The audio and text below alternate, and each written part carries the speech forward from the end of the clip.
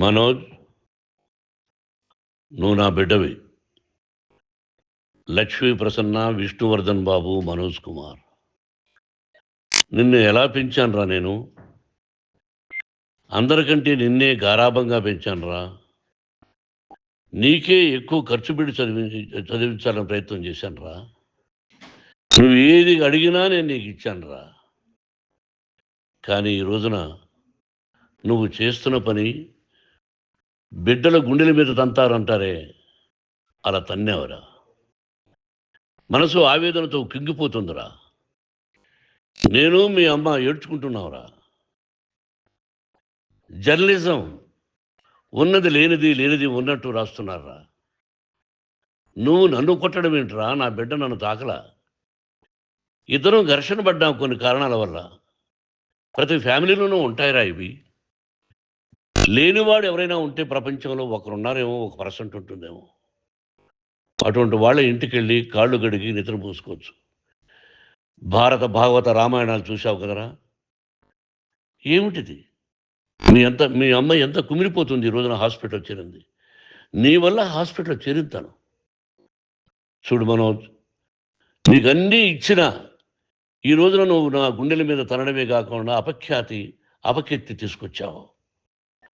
ఏదేదో రాశావు, ఏదేదో చెప్తున్నావు. కొంతమంది జర్నలిస్టులు ఉన్నది లేనిది, లేనిది ఉన్నట్టు రాసే వాళ్ళ తత్వం వాళ్ళకి ఎందుకంటే టీఆర్పీ పెరగాలి. ఇది వాళ్ళ నైజం. మనం మార్చలేము. వాళ్ళందరి మీద మన కోర్టుకు వెళ్ళలేము. వాక్ స్వాతంత్రం అంటారు, ప్రజాస్వామ్యం అంటారు. ప్రజాస్వామ్యంలో కూడా కొన్ని హద్దులు ఉన్నాయి. ఇది నీకు తెలుసు అనుకున్నా. ఎంత మంచి నటుడివి నువ్వు. నీ భార్య మాటలు విని తాగుడుకు అలవాటు పడిపోయావు. వింటున్నావా మనోజ్? ఎవరిని నమ్మాలో ఎవరిని నమ్మకూడదో పరిస్థితి తీసుకొచ్చావు. విద్యాలయాలు ఎంత గొప్పవిరా. మనం 25% కులమతాలకు అతీతంగా ఫ్రీ ఎడ్యుకేషన్ ఇస్తున్నాంరా. క్యాస్ట్ అనేది తీసేసానురా 92లో ప్రాస్పెక్ట్స్లో. నువ్వు చదువుకున్నావురా. అక్కడ చదువుకున్న బిడ్డలు ఐఏఎస్, ఐపీఎస్ అయ్యారురా. ఎంతోమంది గొప్పవాళ్ళు అయ్యారురా. నువ్వు నటుడుగా ఎంతో గొప్పవాడివి. తాగుడికి అలవాడబడి నువ్వు నీ భార్య ఇంట్లో బిహేవ్ చేస్తున్న విధానం ఆ భగవంతుడు సర్వేశ్వరుడు తెలుసు. భగవంతుడు చూస్తున్నాడు రా. నేను తప్పు చేసినా, నువ్వు తప్పు చేసినా, ఎవరు తప్పు చేసినా. ఎంత అవకాశం ఇచ్చావు మాట్లాడుకునేదానికి అందరికీ. ఇన్ని సంవత్సరాల్లో మన విద్యాలయాల్లో ఒక్క తల్లి కానీ ఒక తండ్రి కానీ ఏమైనా చెప్పారా? ఆ బిడ్డలు మన బిడ్డలు రా. మీరెంతో నాకు అక్కడ ఉన్నవాడు కూడా నా కూతుర్లు, నా కుమారులు. ఎంతమందికి ఫ్రీ ఎడ్యుకేషన్ ఇస్తున్నావు. వాడి దగ్గర ఏది ఆశించరా. నువ్వు ఎందుకు ఇలా తయారైపోయావు? ఎందుకు ఇంట్లో ఉండే పని వాళ్ళందరినీ కొడుతున్నావు? పనివాడు వాడు పని చేసుకోవడానికి మన ఇంటికి వచ్చాడు రా. ఆ పనివాడిని కొట్టడం చాలా మహాపాపంరా. నేను వేరురా. నేను దండించడం వేరురా. నేను ఎవరిని ఆ చిన్న వాళ్ళని కొట్టి ఇచ్చేసి చేయలేదురా. సినిమా ఇండస్ట్రీలో మోహన్ బాబు కొడతాడు, తిడతాడు అంటే అది షూటింగ్లో జరిగి ఉండొచ్చేమో. కానీ ఇంట్లో ఉండి 10 సంవత్సరాల నుంచి 20 సంవత్సరాల నుంచి పనివాళ్ళు ఉన్నారు. నేను ఇంట్లో లేని సమయంలో వాళ్ళందరినీ కొట్టి వాళ్ళ ఫోన్ లాక్కొని ఒకడైతే చచ్చిపోవాలి. వాడు పోలీస్ కంప్లైంట్ ఇచ్చి ఉండొచ్చు. నేను వద్దు అని వాడిని బతిమాలాడు. పోలీస్ కంప్లైంట్ కూడా ఇవ్వడా. ఇంకైనా నువ్వు నీ భార్య మారి బయట ఉండండి రా అన్నాను నేను. లేదు డాడీ, తప్పు చేయలేని ఒకసారి వచ్చావు, మళ్ళీ తప్పు చేశావు, మళ్ళీ వెళ్ళావు, మళ్ళీ ఈసారి తప్పు చేయనన్నావు. ఏమండి వీడు తప్పు చేయడం అని మీ అమ్మ చెప్పింది. ఇంట్లో పెట్టుకున్నా. మళ్ళీ నువ్వు చేస్తున్నది, ప్రతిరోజు నువ్వు తాగుతున్న విధానం నీకే తెలుసు. ఇది ప్రజలు నమ్ముతారా లేదా అనవసరం నాకు. నేను నీకు చెప్తున్నా, ఇంతటితో పులి స్టాప్ పెట్టాలి. 3 రోజుల నుంచి రకరకాలుగా రాస్తున్నప్పుడు నా మనసు ఆవేదనతో ఉంది. మళ్ళీ చెప్తున్నా, Mohan Babu university is greater than temples. Greater than temples. బిడ్డలను కాలేజీలో చేర్చుకునే ముందు చెప్తారు, అన్నయ్య ఎంత ఉంది యూనివర్సిటీ రూల్స్, ఇది మా పద్ధతి, మీకు ఇష్టమైతే చేర్చండి. గవర్నమెంట్ బిడ్డలను గవర్నమెంట్ ఏమి ఇస్తుందో ఇంత పర్సంటేజీ వాళ్ళకు కూడా మీ దగ్గర ఎందుకు డబ్బు తీసుకుంటున్నామంటే దానికి అర్థం పరమార్థం చెప్పాము. దొంగతనంగా తీసుకోలేదు. ప్రతిదానికి చెక్కులు ఉన్నాయి. అది అకౌంట్ ఉంది. దానిలో తప్పులు జరిగితే డిపార్ట్మెంట్ ఉంది. కాలేజీలో ఏదైనా తప్పు జరిగితే గవర్నమెంట్ ఉంది. ఇవన్నీ నీకు తెలుసు. ఈ రోజున ప్రపంచంలోనే నెంబర్ 1గా చేయాలని మీ అన్న కష్టపడి ఇతర దేశాల్లో నెంబర్ 1 యూనివర్సిటీ టైఅప్ చేశాడు. ఈ రోజు నువ్వు చేసిన విధానం ఏమిటి? నువ్వే ఒకప్పుడు నాకు ఇవి ఏమొద్దు నేను యాక్టింగ్ అన్నావు. ఈ రోజున ఏం చేస్తున్నావు? విద్యాలయాల మీద పడ్డావు. తల్లిదండ్రులు చాలా గొప్పవాళ్ళరా. కొంతమందికి డబ్బు కట్టలేకపోవచ్చు, కట్టని వాళ్ళకు కొంత సహాయం చేసాం. అంతా సహాయం చేయలేము. బ్యాంకుల్లో డబ్బు కట్టాలి, లెక్చరర్స్కి డబ్బులు ఇవ్వాలి, యూనివర్సిటీ బ్రహ్మాండంగా నడపాలంటే మంచి లెక్చరర్స్ కావాలి. ఇవన్నీ తెలిసి చేస్తున్నావురా 32, 33 సంవత్సరాల నుంచి. అది పక్కన పెడితే అందరినీ కొట్టడానికి వస్తావు. మీ అన్నం తిడతావు. ఒక వ్యక్తి వినయ్ గారనే ఆయన వ్యక్తి హెల్ప్ చేయడానికి వస్తే ఆ వినయ్ ఎవరు అన్నావు. ఇవన్నీ ఎంత తప్పురా? అంటే మీ నాన్నగారికి ఎవరు సహాయం చేయడానికి వస్తే వాళ్ళ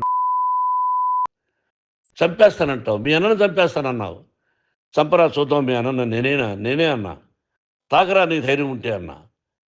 ఎంతమందిని చంపాలనుకుంటున్నావు? ఎంతమందిని చేయాలనుకుంటున్నావు? నువ్వు ఏం సాధించాలనుకుంటున్నావు? ఆలోచించుకో. ఈ ఇంట్లోకి అడుగు పెట్టడానికి నీకు అధికారం లేదు. ఇది నా కష్టార్జితం. మా నాన్నగారు 10 రూపాయలు 10 పైసలు కూడా ఇవ్వలేదురా. మంచి జన్మనిచ్చాడు మా నాన్నగారు. మద్రాసుకు వెళ్ళి వీధుల్లో అడుగు తిన్నానురా. ఒక పూట కూడా భోజనం లేకుండా అడుగు తిన్నానురా. న్యాయంగా మోహన్ బాబు తిడతాడు కొడతాడంటారు కానీ మోసగాడని అనలేదురా. నీట్ పార్లమెంటేరియన్గా బయట వచ్చానురా. నువ్వు నా పరువు ప్రఖ్యాతులు మంట కలిపావు. ఏమిటి నేను చేసిన అన్యాయం? నీకు జన్మనిచ్చాను. అదా నేను చేసిన పాపం. అందుకే ఇది నా ఇల్లు అన్నావు. నువ్వు నీ ఇల్లు కాదు. నీ కష్టార్జితంతో నువ్వు సంపాదించుకున్న ఇల్లు నీది. ఇది నా డబ్బు, నా కష్టార్జితం.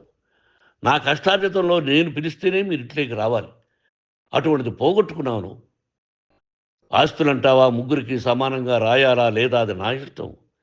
ఆస్తులు ఇస్తానా, లేకపోతే గంగపాలు చేస్తానా, లేకపోతే ఎవరికైనా దానధర్మాలు చేస్తానా, అది నాకు సంబంధించిందిరా. నా కష్టార్జితం రా. మీరు చేస్తున్న విధానం గుణగణాలు కావాలరా. మందు తాగచ్చురా. ఎంత తాగాలి? నేను కూడా 1 or 2 పెగ్స్ తీసుకుంటా. ఇది తప్పు కాదు, జనానికి తెలియాలి. నా డబ్బు ఇది. తాగి ఎవరిని కొట్లా. తాగి నేను తింటున్నా. అది ప్రజలకు అక్కర్లా. నేను తప్పు చేస్తేనే ప్రజలకు కావాలా. ఇవన్నీ ఉన్నాయిరా. ఇవన్నీ తెలుసుకో. జర్నలిస్ట్ సోదరులారా, మీకు నా గతాన్ని తెలుసు, నా భవిష్యత్తు, నేను ఎక్కడి నుంచి వచ్చాను కూడా మీకు తెలుసు. ఈ రోజున మీరు రాస్తున్న విధానం, నా బిడ్డ నన్ను కొట్టాడన్నారు. ఎంత తప్పు. ఈ రోజున నా బిడ్డ మీద కోపంతో అవును చెప్పచ్చు. కాదు, వాడు నా మీద చెయ్యెత్తలేదు. నేను ఘర్షణ పడ్డాం. ఘర్షణ వేరు, కొట్టుకోవడం వేరు. గాయాలతో హాస్పిటల్కి వచ్చి కుంటుకుంటుగా నడిచాడు. మళ్ళీ ఏమని పోలీస్ స్టేషన్కి వెళ్ళి చెప్పాడు. ఎవరో 2 ఉన్నారు, వాళ్ళిద్దరూ నా మీద దాడి చేశారన్నాడు. నా ఇంట్లో పనిచేస్తున్న వ్యక్తుల గురించి పోలీస్ స్టేషన్కి వెళ్ళి చెప్పవలసిన అవసరం అతనికి లేదు, హక్కు లేదు. పోలీస్ డిపార్ట్మెంట్ కూడా తెలుసుకోవాల్సిన విషయం. నా ఇంట్లో ఉండే వర్కర్స్ మీద నేను కంప్లైంట్ ఇవ్వాలి. నువ్వు పర్మిషన్ లేకుండా నా ఇంట్లోకి నువ్వు చొరబడి ఇల్లు నాదంటూ ఇంట్లో పనిచేస్తున్న వర్కర్స్ మీద కంప్లైంట్ ఇచ్చావు. అది ఎంతవరకు పోలీసు న్యాయమో రూల్సో చూద్దాం. పోలీస్ డిపార్ట్మెంట్ ఇంటికి వచ్చింది. వాళ్ళకి రాశాను ఉత్తరం. అయ్యా, నేను సీనియర్ సిటిజన్ని, నాకు రక్షణ లేకుండా ఉంది. నా బిడ్డ వల్ల నా ఇంట్లో నుంచి నా బిడ్డను పంపించేసి ఇది నా ఇల్లని.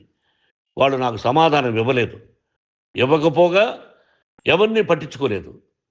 ఇప్పుడు పోలీసు వాళ్ళు వచ్చి ఏమండి రూల్స్ ప్రకారం నా బిడ్డ ఇంటికి రాకూడదంటే మాకు హయ్యర్ అథారిటీ వాడు ఫోన్ చేశారు.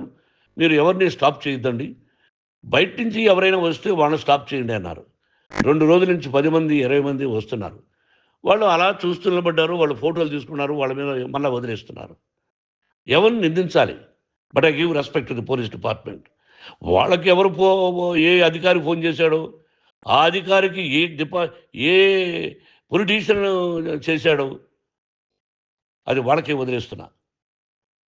కాబట్టి వాళ్ళు పోలీస్ కంప్లైంట్ ఇచ్చినా కూడా మేము సంబంధం లేదని అంటున్నారు కాబట్టి నేను నా బిడ్డను నిన్ను నాపు చేస్తున్నా. నువ్వు ఇంట్లోకి వచ్చే అధికారం నీకు లేదు. నువ్వు వచ్చి నీ బిడ్డను తీసుకెళ్ళు. సంతోషం. నువ్వు రాలేదు, నీ బిడ్డను జాగ్రత్తగానే చూసుకుంటావు. Take care your daughter, that's all. మీ అమ్మ హాస్పిటల్లో అడ్మిట్ అయింది. రేపో ఎల్లుండో మీ అమ్మను పిలిపించి బాగైన తర్వాత ఇదిగో నువ్వు నీ కొడుకు బిడ్డను తీసుకెళ్ళి వాడికి అప్పచెప్పని చెప్తాను పోలీసు వాళ్ళ ఆధ్వర్యంలో. ఇది 100% జర్నలిస్టు సోదరులారా, పులి స్టాప్ పెట్టండి. మీకు కుటుంబాలు ఉన్నాయి, మీ యజమానులకు కుటుంబాలు ఉన్నాయి. మీ కుటుంబాల విషయాలు, మీ యజమానుల కుటుంబాల విషయాలు మేము ఎవరు జోక్యం కలుగు చేసుకోవాలా. మేము నటీనటులం. మాది తప్పుంటే నటుడుగా నన్ను ఫెయిల్యూర్ అని రాయండి, నా నటన బాగలేకపోతే రాయండి. బట్ ఇంటి లోపల సందులో నుంచి చూస్తూ తప్పు చేస్తున్నామని ఉన్నది లేనిది ఉన్నట్టు రాయకండి. మీకు నా హృదయపూర్వక నమస్కారాలు. ఇన్ని రోజులు హృదయపూర్వకంగా ఎంకరేజ్మెంట్ చేశారు. ఆ ఎంకరేజ్మెంట్కు నమస్కారం చేసుకుంటూ I love you all. I love you police department. మీరు న్యాయంగా ధర్మంగా నడుచుకోండి, ఎవరికి తొత్తుల్లాగా ఉండొద్దండి అని మనవి చేసుకుంటూ నేను సెలవు తీసుకుంటాను. Thank you very much for all the journalist. ఇక్కడ పులి స్టాప్ పెట్టండి, పులి స్టాప్ పెట్టండి. Thank you very much.